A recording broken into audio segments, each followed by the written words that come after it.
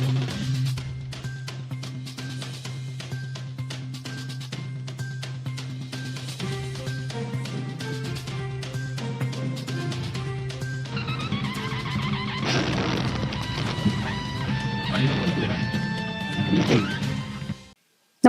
आपण पाहता Hirkani news. Hirkani news प्रत्येक क्षण ताज्या घडामोडी आणि महत्त्वाच्या प्रत्येक बातमीसाठी नेहमी तत्पर. साताऱ्यात रंगतदार घडामोडी. महायुतीच्या बैठकीला शिवसेना राष्ट्रवादीच्या नेत्यांची दांडी. सांगली सातारा विधान परिषद निवडणूक शेवटच्या टप्प्यात अधिकच रंगतदार बनली आहे. भाजपने शनिवारी कराडमध्ये आयोजित केलेल्या महायुतीतील नेत्यांच्या बैठकीकडे शिवसेना आणि राष्ट्रवादीच्या नेत्यांनी पाठ फिरवली.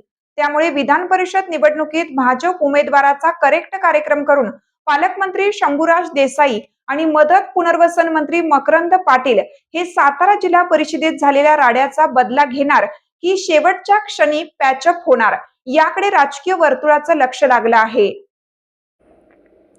सातारा जिल्हा परिषदेतील सत्ता संघर्षाचे पडसाद विधान परिषद निवडणुकीत उमटण्याची चिन्हे दिसू लागली आहेत. त्याचे थेट संकेतच पालकमंत्री शंभूराज देसाईंनी दिले आहेत. महायुतीचे घटक पक्ष असूनही आम्हाला प्रचार आणि नियोजनासाठी बोलवत नाहीत. महायुतीतील नेत्यांच्या बैठकीचे आम्हाला निमंत्रण नसल्याची खदखद पर्यटन मंत्री शंभूराज देसाईंनी माध्यमांशी बोलताना व्यक्त केली आहे. नेतेच महायुतीचे उमेदवार धैर्यशील कदम यांच्या प्रचारात दिसत आहेत. प्रचारासाठी तुम्हाला बोलवत नाही का, या प्रश्नावर शंभूराज देसाई म्हणाले की निमंत्रण नसताना आम्ही त्यांना कुठल्या गाडीत बसू असं म्हणायचं का. विधान परिषदेच्या निवडणुकीच्या अनुषंगाने कोणत्याही बैठकांना शिवसेना व घटक पक्षांना विचारात घेतलं जात नसल्याचेही त्यांनी बोलून दाखवले. दरम्यान शंभूराज देसाईंनी दरेगावी जाऊन उपमुख्यमंत्री एकनाथ शिंदे यांची भेट घेतली. त्यांच्यात तासभर चर्चा झाली. त्याचा तपशील मात्र समजू शकला नाही.